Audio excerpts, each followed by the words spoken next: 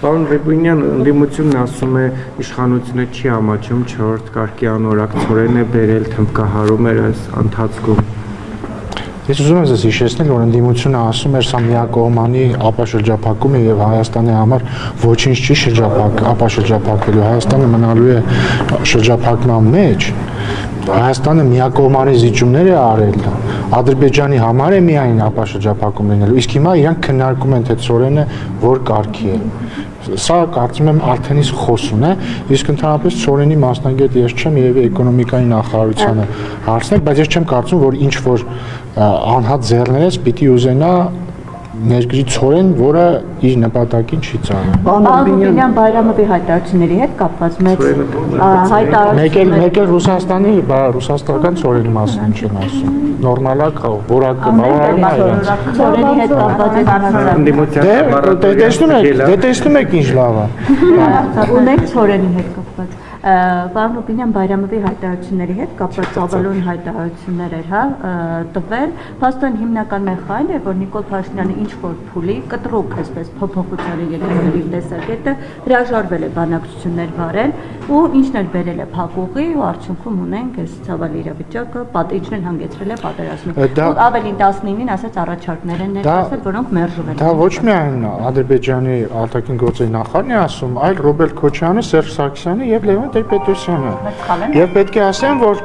Ադրբեջանի արտգործնախարարը Ռոբերտ Քոչյանը, Սերժ Սարգսյանը եւ Լևոն Տեր-Պետրոսյանը սխալ են ասում, Հայաստանը պատերազմ չի հրահրել, Հայաստանը պատերազմ չի սկսել, Հայաստանը չի դադարեցրել բանակցային գործողությունները։ Այս բանակցությունները մեծ է բարել, ինչը հանգեցրել է։ Ես համաձայն չեմ Ջեյհուն Բայրամովի, Ռոբերտ Քոչյանի, Սերժ Սարգսյանի եւ Լևոն Տեր-Պետրոսյանի հետ։ Բայց փաստերը նրանք վկայակոչում, պարոն։ Ես համաձայն չեմ նրանց վկայակոչած փաստերի հետ, որովհետեւ այդ փաստերը ճիշտ չեն։ Դրանք ճիշտ փաստեր չեն։ Արցախ Հայաստանը եւ չի ասել, որ դրական կետից է Ռոբերտ Քոչյանը ասել է Արցախը Ղարաբաղը 88 թվականից մինչ օրս Հայաստանի մաս է։ Ըստ Ռոբերտ Քոչյանի եւ իր գործընկերների տրամաբանության ինքը պատերազմ է հրահրել։ Պարոն 2019-ին առաջարկ ուղարկվել է։ Ներողություն 2019 թվականին ինչ որ առաջարկ է եղել, որին Ադրբեջանը համաձայնվել է, իսկ Հայաստանը չի համաձայնվել։ Դա ինչ 2019 թվականին չի եղել առաջարկ, որին Ադրբեջանը համաձայնվել է եւ Հայաստանը չի համաձայնվել։ Բայց այդ ինչ առաջարկ է եղել։ Հարգելի գործընկերներ, նախ 1000 անգամ խոսել ենք, էլի, ես չզարմանում եմ, ոնց եք ամեն անգամ գալիս հարց տալիս։ Ամեն անգամ թողեք խոսեմ։ Ամեն անգամ ինձ զարմացած հարցեր եք տալիս, ոնց որ 1000 անգամ չի խոսվել դրա մասին։ Ես էլ երբ հա հաստատում եք, շնորհակալություն։ Հիացած եմ ուղղակի։ Ընդհանրապես 2008 թվականից սկսած, երբ որ ընդունվեցին Մադրիդյան սկզբունքները, բոլոր առաջարկները նույն էության մեջ են եղել եւ Լևոն Տեր-Պետրոսյանը շատ լավ նկարագրել է ինչ է նշանակում Մադրիդյան սկզբունքները։ Նշանակում է Լեռնային Ղարաբաղի ինքնորոշում Ադրբեջանի կազմում, որովհետեւ երբ որ տարածքային ամբողջականության եւ ինքնորոշման սկզբունքները մեկտեղում է, ստացվում է ինքնորոշում Ադրբեջանի կազմում։ Դրանից հետո բոլոր առաջարկները, որոնց մի մասը իդեպ Ադրբեջանն է մերժել, ենթադրել են դա։ 2019 թվականի առաջարկը սկսում է հետեւյալով. Ադրբեջանի նախագահ եւ Հայաստանի նախագահ։ Ես ուզում եմ հիշեցնել, որ 2019 թվականին Հայաստանի նախագահ Նիկոլ Փաշինյանը չէր, Արմեն Սարգսյանն էր եւ Արմեն Սարգսյանը չէր վարում բանակցություններ։ Հետո 2019 թվականի փաստաթուղթը եղել է Սերժ Սարգսյանի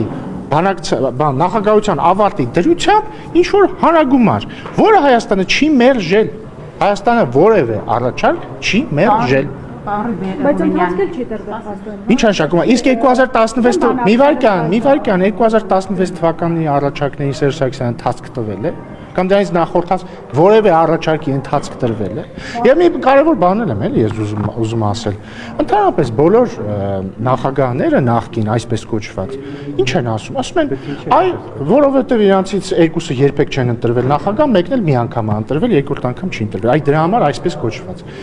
Ինչ են ասում։ Ասում են ամեն մեկի իր նախագահության տարիներին, էլի։ Այսպիսի հանճարեղ առաջարկներ կային, այսպիսի շատ լավ ծրագիր կար, այսպիսի շատ լավ ծրագիր կար։ Է շատ լավ, եթե այդքան լավ առաջարկներ կային, ինչ չեն իրագործվել այդ առաջարկները։ Մի վարքան թողեք հարցին պատասխանեմ։ Հաջորդը իրականում մադրիդյան սկզբունքներով ենթադրվող առաջարկները մենք պրակտիկայի մեջ իրականում տեսել ենք ախր։ Մենք տեսել ենք այդ առաջարկի ընդունումը ինչ էր ենթադրում, որովհետև առնվազն 2010-ականներին հնչած բոլոր առաջարկները ենթադրել են ինչ,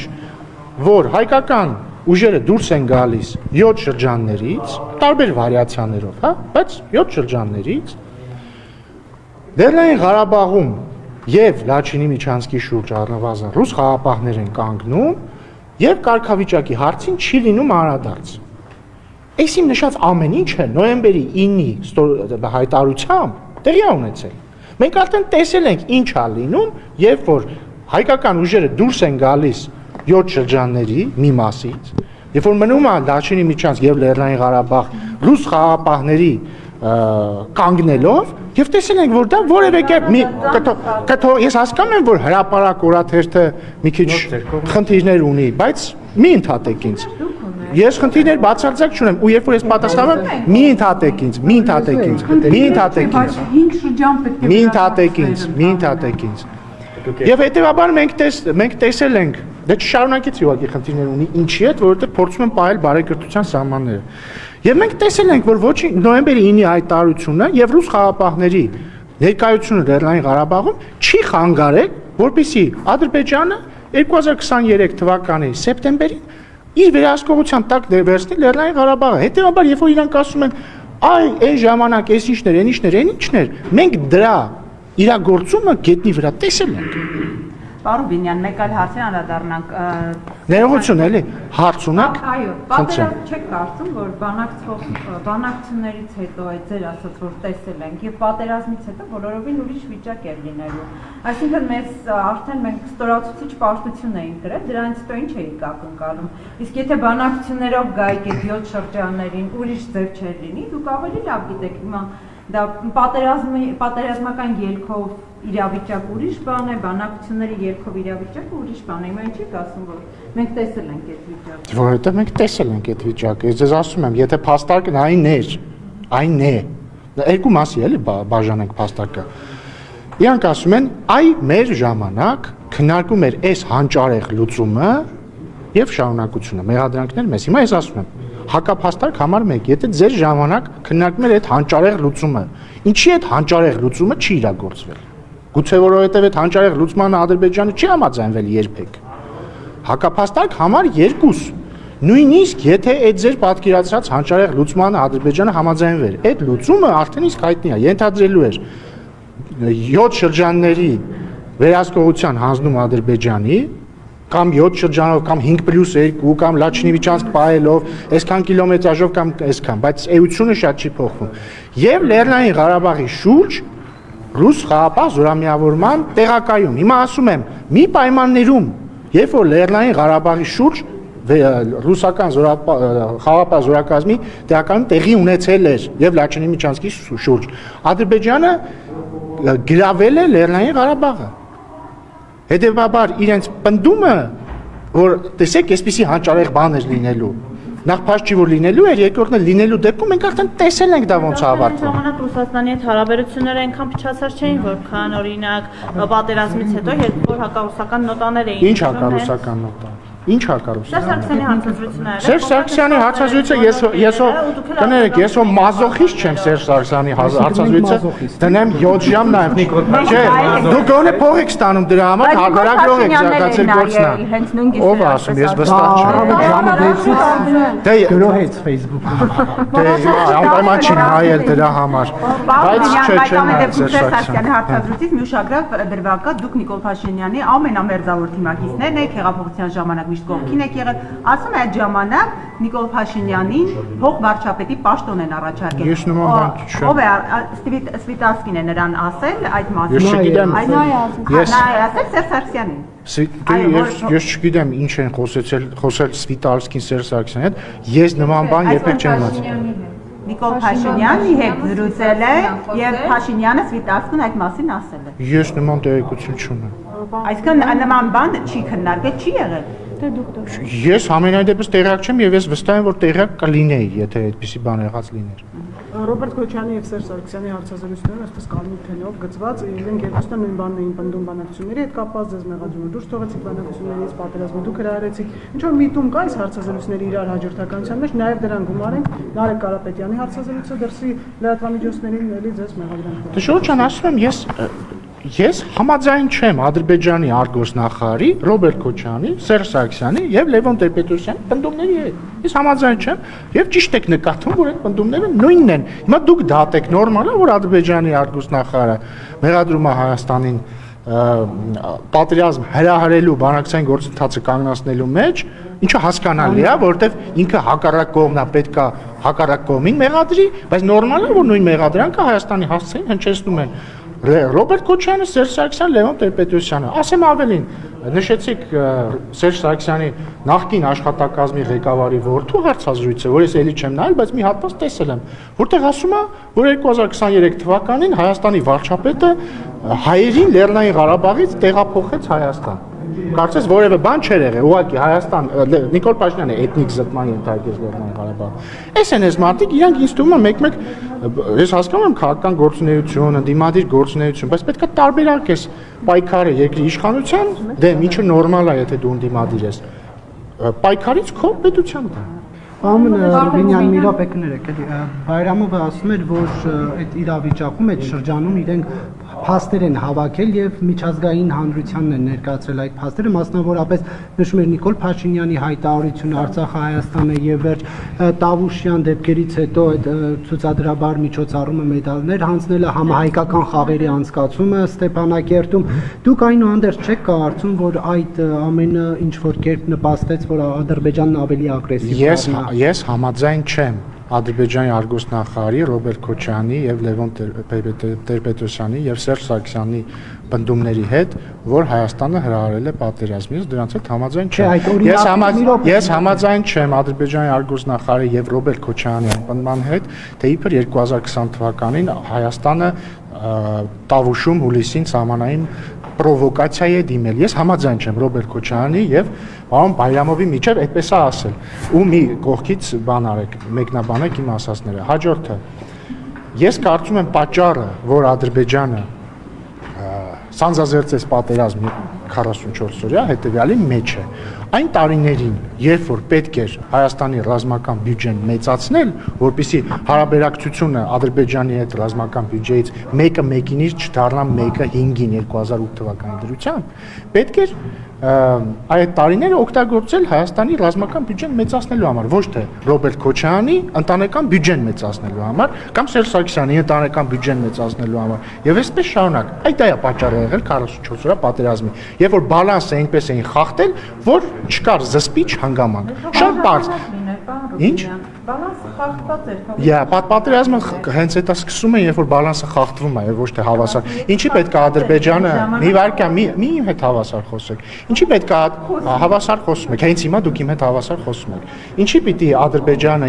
2000-ականներին պատերազմ սկսեր, եթե ինքը տեսնում էր, որ իր ռազմական բյուջեն ավելանում է եւ Ռոբերտ Քոչյանի ընտանեկան բյուջեն է ավելանում։ Հայաստանի ռազմական բյուջեն ճիշտ համամասնությամբ չի ավելանում։ Ինքը ընդամենը պիտի սպասեր, երբ որ այդ համամասնությունը պետքա փոխվեր իր օգտին։ Եվ երբ որ Ռոբերտ Քոչյանը ասում է իմ տարիները եղել են խաղաղ պարտքով վերցրած տարիներ են եղել, իհարկե։ Այն տարիները, երբ որ պետք էր ծախսել ռազմական բյուջեների համամասնությունը պահելու համար, ինքը ծախսել է իր ընտանեկան բյուջեն մեծացնելու համար, արդյունքում իր նախագահության ավարտին 1/1-ին հարաբերակցությունից դառել է 1/5-ի հարաբերակցություն։ Դուք հիմա ինչ փաստարկներ եք բերել, ակնհայտ է, որ այդ տարիներին Համաձայն եք իմ փաստարկները։ Ոչ, համաձայն։ Իա, ինչի համաձայն չեք բացատրում։ Ակնհայտ է, որ այդ տարիներին Ինչի համաձայն չեք ասել։ Որովհետև այդպես չի իրականում։ Դուք Բա ոնց է։ Այսինքն ուզում եք ասեք 98-ի եւ 2008-ի համեմատությունը ռազմական բյուջեների 1/1-ի ու 1/5-ի չի եղել։ Գուցե այդպես է եղել, բայց դա Գուցե չէ, այդպես է եղել։ հրահրելու Ադրբեջանի պատերազմը։ Ո՞վ է հրահրել Ադրբեջանի հետ պատերազմը։ Դուք ասում եք, որ հրահրել։ Իսկ դուք ինչ եք ասում։ Ես ասում եմ, որ Չէ, ինչ եք դուք ասում։ նպաստել են, որ Ադրբեջանը Ես էլ ասում եմ նպաստել են հետևյալ քայլերը, որպեսզի սկսվի պատերազմ։ Նպաստել են հետևյալ քայլերը 98-ից 2008 թվին եւ դրանից հետո։ Նպաստել են հետևյալ քայլերը. Ադրբեջանում աճել է ռազմական բյուջեն, մեր երկրում աճել է երկրի ղեկավարների ընտանեկան բյուջեները։ Այդ դա է նպաստել պատերազմի սկզբին։ Բայց ամենից ասածով հիմա թվականակով մեզ մի քանի անգամ մեծ պետությունները մեզ պիտի խժռեին։ Ինչի մենակ ռազմական բյուջեով, հա, բանակցությունները դուք գոնե բանակցող մարդ եք։ Ես էլ շատ լավ այդ բանակցությունները, ասում եմ, իրանք եթե այդքան հանճարեղ բանակցողներ էին, այդքան հանճարեղ ծրագրեր կային, ինչի չեն իրագործվել այդ ծրագրերը։ Կամ որ ասում են Նիկոլ Փաշինյանը եկավ եւ բանակցությունները փակուղի մտցրեց։ Սիրելիներս, Սերժ Սարգսյանը 2000 մի ընդհատեք ինձ, սիրելի իմ բարեկամ, մի ընդհատեք ինձ։ Սերժ Սարգսյանը 2018 թվականի ապրիլին այս դահլիճում, երբ որ ընտրվում էր Հայաստանի վարչապետ, հարց են տվել իրան բանակցությունների մասին, ասել է բանակցությունները կանգնած են, փակուղիում են։ Կանգնած են կարծեմ։ Հետո էլ ասում է, այլևս թեկուզ փակում ավելի լավ։ Հետո էլ ասում է, այլևս երկար ժամանակ մենք պետք է բան Բառացի չեմ հիշում, բայց ձեր գործն է, էլի գտնեք էցի։ Դա ասում եմ, մի խոսքով պետքա հույս չունենանք, որ չի լինելու բախում, այդպես մի բան։ Դե գուցե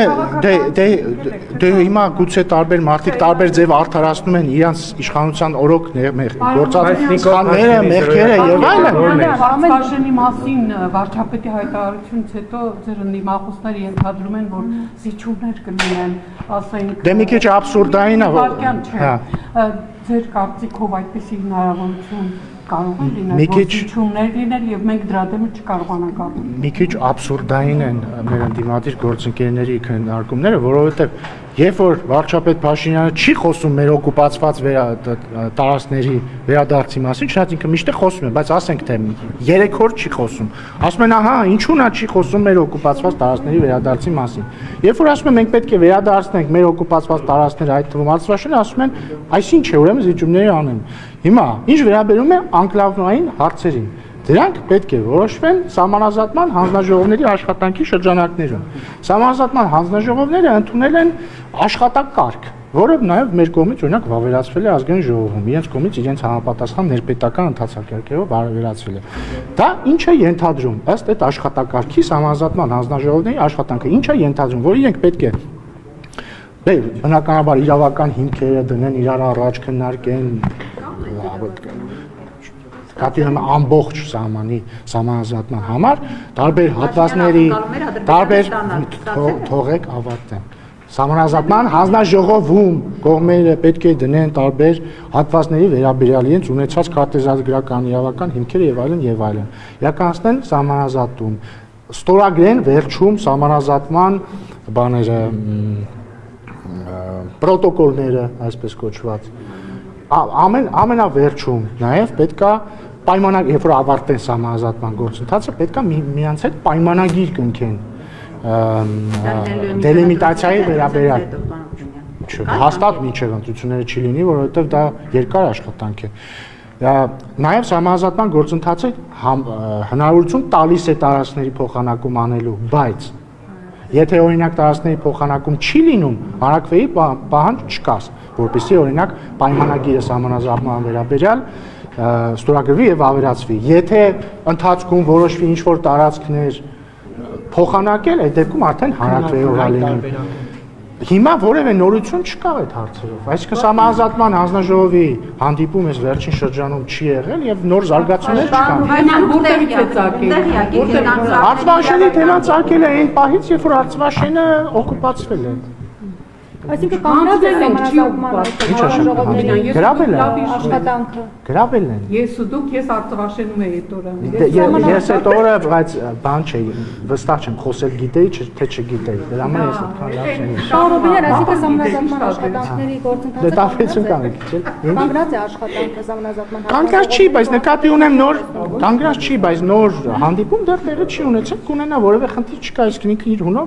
գնում է։ Այլ կերպ ասած, որպեսզի հստակ լինենք, սահմանազատման հետ կապված, այդ թվում անկլավային հարցերով որևէ նորություն չկա։ Իրավական հիմքերի առումով էլ չկա։ Դա պետք է սահմանազատման հանձնաժողովում քննարկվի։ Նիկոլ Փաշինյանն ասում է դեռ պետք է իրավական հիմքեր ներկայացնել։ Դե ախր նոր պատասխանեցի։ Չէ, բայց հիմա այլ հարցեր կան։ Նիկոլ Փաշինյանն Ռուզան մի րոպե։ Հիմա երբ որ վարչապետը խոսույթ է փոխել։ Ինչո՞վ է խոսույթ փոխել։ Դե նախկինում գոնե ասում էր պետք է իրավական հիմքեր Բայց դա չի ասում։ Չէ, որովհետև դա ակնհայտ է, որ պետք է տեղի ունենա սահմանազատման հանձնաժողովում։ Սահմանազատման հանձնաժողովում չի կարող սահմանազատվել սահմանի անգամ 1 սանտիմետր առանց համապատասխան իրավական հիմքերի Արցվաշենի մասին է խոսել վարչապետը, մենք Արցվաշենի իրավական հիմքերի վերաբերյալ որևէ կասկած չունենք։ Գնեք հիմա նաև այսպիսի բաներ կան, կարծիքներ կան, մի րոպե, ասում են Արցվաշենը որևէ ռազմավարական նշանակություն չունի, այնինչ, բայց այն Ժորժ ջան, Արցվաշենը մեր տարածքն է, հասկանում եք, ես սահմանադրորեն պարտավորված եմ խոսել Արցվաշենի վերադարձի անհրաժեշտության մասին, որովհետև դա մեր տարածքն է։ Մեր տարածքն է, չեմ կարող չխոսել Արցվաշենի մասին, սրա մասին է խոսքը։ Պարոն Բենյան, Նիկոլ Փաշինյանը։ Ընդ որ ոչ միայն Արցվաշենի, Ջենմուկի հատվածի տարածքների մասին, Սյունիքում հատվածներ կան, Տավուշում հատվածներ կան։ Պարզապես կներեք այն անկլավների մասին, որ խոսում են, պարոն Ռուբինյան, ասում եմ, եթե դա անցնեն Ադրբեջանում, մենք ճանապարհների ենթակառուցվածքների խնդիրներ ենք։ Ես էլ ասում եմ, որ այդ հարցերը ենթակա են քննարկման սահմանազատման հանձնաժողովում եւ այդ հարցերի հետ կապված արդեն երբ որ սահմանազատումը հասնի դրան այդ հարցերին արդեն կողմերը կորոշեն այդ հարցին ոնց անդրադառնան տեսականորեն եթե փոխանակման որոշում լինի ընդհանրապես որևէ սահմանային որևէ հատվածի դա հնարավոր է անել միայն հանրակրվեով Նիկոլ Փաշինյանը գրել է ոչ, մենք տեսանք որ Կիրանցի հատվածում հնարավոր չեղավ ճանապարհի հետ կապված այնպիսի որոշում կայացնել, որ գոնե ճանապարհը մնա Հայաստանին, հայ գյուղին եւ նոր ճանապարհ կարող է։ Որովհետեւ այդ կոնկրետ այդ կետում որոշում չկար տարածքային փոխանակման։ Բայց իդեպ եթե այդ ժամանակ էլ լիներ, պետք է հանրակրվել լիներ։ Թույլ կտաս։ Հա, Նիկոլ Փաշինյանը գրառում էր արել, որ մինչև տարեվերջ առաջարկների մասին փաստաթղթերը կհրապարակի եւ ասել էր, կարծես թե սպառնացել էր Սերժ Սարգսյանին, որ նաեւ մի նամակ է հրապարակել։ Դուք տեղյակ եք ինչ նամակի մասին է, որովհետեւ դուք նաեւ փող արտգործ նախարար եք եղել։ Գուցե տեղյակ եք ինչ փաստաթղթի նամակի մասին է։ Դե ես ինչ որ նամակներ տեսել եմ Սերժ Սարգսյանի գրած, բայց չգիտեմ վարչապետը որ նամակ է գրել։ Չէ, նկատի ունեմ բանակցային գործընթացում տարբեր երկրների ղեկավարներին ուղղված նամակներ տեսել եմ, բայց ես չգիտեմ ինչի մասին է խոսքը։ Հիշողական դրամաբանություն կար։ Նարեկ ջան լավ է։ Պարոն Ռուբինյանը Ոնց կարող է Սերժ Սարգսյանը ոնց կարող է զիջողական լինել։ Ոչ Սարգսյանը, Ռոբերտ Քոչարյանը, Տեր-Պետրոսյանը իրենք ուղղակի բաներ են, չէ, քաջարի մարտիկներ են եղել, տարիներին Արցախը հայկական է։ Փաստը դա է։ Իրենց տարիներին 20 տարի Արցախը հայկական է եղել։ Դուք հիմա ինչ բարձաբանում եք բերեք, պարոն Ռուբինյան։ Ձեր տարիներն Արցախը ադրբեջանական դարձել։ Նախ ես առաջարկում եմ, ոչ թե դուք իմ հետ բանավիճ եք։ Չէ, դու ես բանավիճ եք։ Բայց բանավիճ է, բայց դեմ չեմ։ Ես ձեր հետ բանավիճ եմ, խնդիր չեմ տեսնում։ Բայց առաջարկում եմ, ոչ թե դուք իմ հետ բանավիճ եք։ Այ Ռոբերտ Քոչյանը թող գնա Նիկոլ Փաշինյանի հետ բանավիճի։ Ինչ վատ կա։ Ինչ ենք միջնորդավորված բանավիճում Ռոբերտ Քոչյանի հետ։ Կարող եք ինձ բացատրել։ Մի խնդրում եմ, էլի դուք որևէ մեկի խոսնակը չեք, խնդրում եմ, մի ընդհատեք ինձ, Աստծո սիրուն։ Տեսեք, թող ինչ ենք միջնորդավոր, օրինակ ինչի եք դուք Քոչյանի թեզը, ընդ որում որևէ ուշադրություն դարձ, Նիվարքյան էլի, Նիվարքյան, ասում ինչի եք դուք Քոչյանի թեզը հիմա ինձ փոխանցում, որ ես այդ թեզին հակափաստարկվեմ։ Ես առաջարկում եմ հետեւյալը. եկեք միջնորդներին արանքից անենք ամենայն հարգանքով ձեր հանդեպ։ Եվ իմ հանդեպ էլ ես Նիկոլ Փաշինյանը ոչ մի գրառման գնահատակում միջնորդավոր։ Չէ, ես առաջարկում եմ մեր գործը հեշտացնել։ Թող Ռոբերտ Քոչյանը բանավիճի Նիկոլ Փաշինյանի հետ։ Հասկանում եք, պարզ բան եմ ասում։ Իդեպ, ուրա փայլակը, գնաց փայլակը, ափսոս։ Լավ չեմ ասել, ուրեմն ինչ որ ուզում եմ ասել։ Եվ հաջորդը, որը կրկին վերադառնում եմ հետեւյալին, երբ որ Արցախը հայկական էր, երբ որ Լեռնային, իսկ ի՞նչ է դա նշանակում, երբ որ Լեռնային Ղարաբաղում ապրում էին հայեր։ Մենք առաջարկում ենք ճանապարհ, երբ որ մենք հայտարարեցինք, որ նշաձողը պետք է իջեցնել, այդ թվում Քոչյան, Ռոբերտը, Սերժ Սարգսյանը, մյուսները, Դաշնակցությունը, Լեռնային Ղարաբաղում իրancs այդ աֆիլիացված ուժերը մեզ դատապարտում էին դավաճանականության մեջ եւ ինչի մեջ, այն ինչի մեջ։ Իրանք արդյունքում ինչ արեցին։ Իրանք եւ իրանց հետ ասոցիացված ուժերը, այդ թվում Լեռնային Ղարաբաղում Դաշնակցությունը։ Այնպես արեցին, որ Արայիկ Հարությունյանը հրաժարական տա, ընտրեցին նախագահ Լեռնային Ղարաբաղում, ստեղ Երևանում հանրահավաք էին անում, Նարեկը մոտեցավ, Առնվազն Քոչարյանի, Սարգսյանի չեմ հիշում, մոտեցավ թե չէ։ Ասեց ինչ կարծիքի եք Լեռնային Ղարաբաղում տեղի ունեցածի մասին։ Ասեցին շատ լավ է, հուսով ենք նույնը Հայաստանում կլինի։ Հայկ Մամիջյանը այստեղ ազգային ժողովում էր ասում էր եւ կհնչի զանգը, ինչ որ մի բան կլինի։ Ու ընդամենը օրեր անց Լեռնային Ղարաբաղը հայաթափվեց։ Հասկանում եք։ Հիմա դուք ուզում եք սրա մասին օրինակ մի օր հարցնեք, որ խնդրեմ ինչ որ մեկը ձեզնից Սերժ Սարգսյանին կամ Ռոբերտ Քոչարյանին կհարցնի, պարոն Քոչարյան, պարոն Սարգսյան, այդ 2023 թվականի ամառը, որ օպերայում Ազատության հրապարակում հարավակ եք անում, ասում եք շատ լավ է այն ինչ տեղի ունենում Լեռնային Ղարաբաղում, հուսով ենք նույնը Հայաստանում տեղի կունենա։ Մամիջյան Հայկն էլ ասում է շուտով կհնչի զանգը։ Ու դրանից մի քանի օր հետո Լեռնային Ղարաբաղ հայաթափվեց։ Իրանք ի՞նչ նկատի ունեն։ Ես իրենց փաստաբանեցեմ պարոն Ռուբինյան։ Դե եթե իրանք 10-15 օրվա իշխանությունը չէր կարող հանգեցնել Արցախի։ Շատ լավ, դե ուրեմն նույն անալոգիայով, եթե 10-15 օրվա իշխանությունը չէր կարող հանգեցնել Լեռնային Ղարաբաղի հայաթափմանը, այդ ո՞նց են իրանք 30 տարի երկիրը կառավարելուց հետո, երբ որ մի իրավիճակ, երբ որ հավասար ռազմական բյուջեն, հենց են անում, որ մի քանի անգամ Ադրբեջանի ռազմական բյուջեն աճում է, ու դրանից հետո մենք գալիս ենք իշխանության 1.5 տարվա մեջ, այսինքն այդ նույն անալոգիայով մենք մեղավոր ենք, որ պատերազմը սկսել, բայց իրանք մեղավոր չեն։ Եթե այլ հարցեր չունեն, ասում է, որ պատերազմի օրերին ինքը եկել է Արցախ եւ ուզեցել է հանդիպի Արայք Հարությունյանի հետ, բայց նա չի ցանկացել հանդիպել, ասել Նիկոլ Փաշինյանը։ դրանք հետաքրքիր խոսակցություններ Բայց չեն։ ինչու՞։ Որտեղ